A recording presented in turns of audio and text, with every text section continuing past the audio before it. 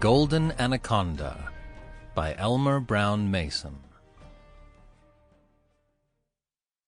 The professor cautiously raised his flaming red head above the side of the boat, reached back, picked up a felt-wrapped wire loop attached to a thick cord, and lunged over the bow.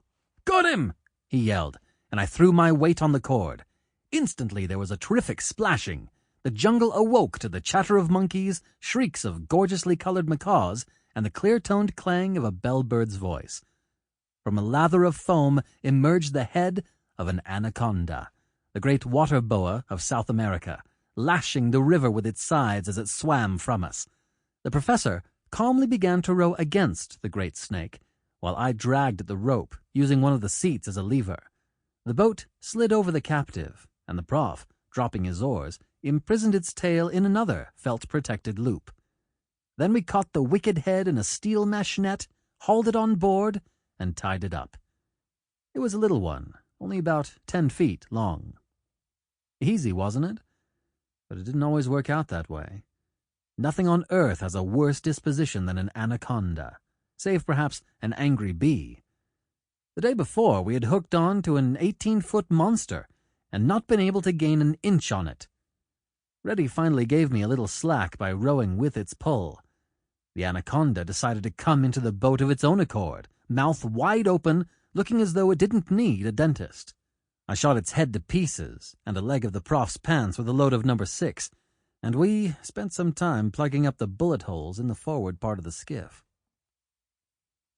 Nevertheless, I liked the excitement, and the whole proposition was certainly a sporting one.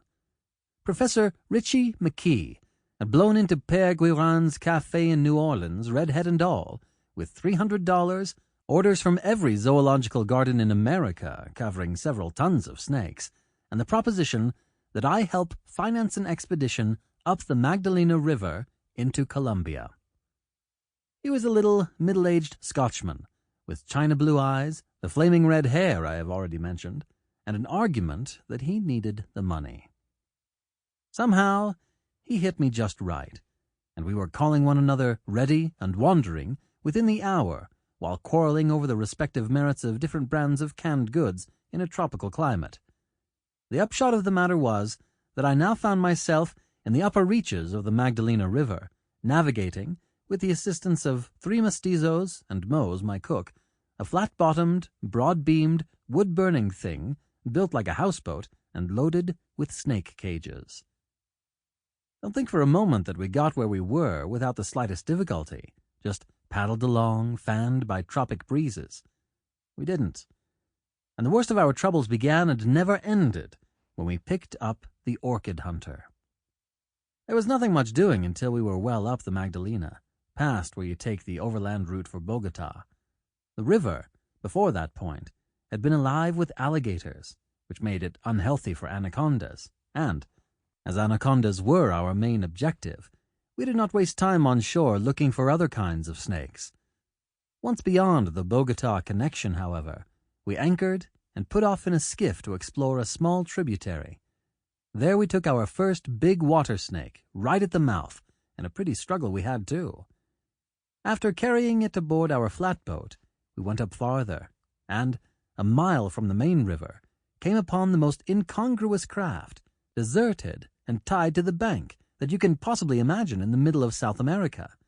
It was a 30-foot launch, decked over, brave with white paint and brass fittings, the simple engine built to burn wood, and the most perfectly appointed thing I have ever seen. Hardly had we finished examining it and got back into our own boat when there was a wild chorus of yells from the jungle, the spat, spat, spat of an automatic, and a lanky white man jumped on deck, cast off the line, and, dodging into the cabin, let the launch go with the current.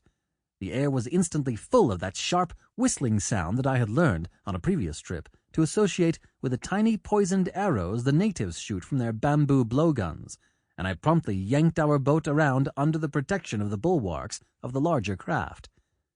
For 5 minutes, as we were carried swiftly... Sample complete. Ready to continue?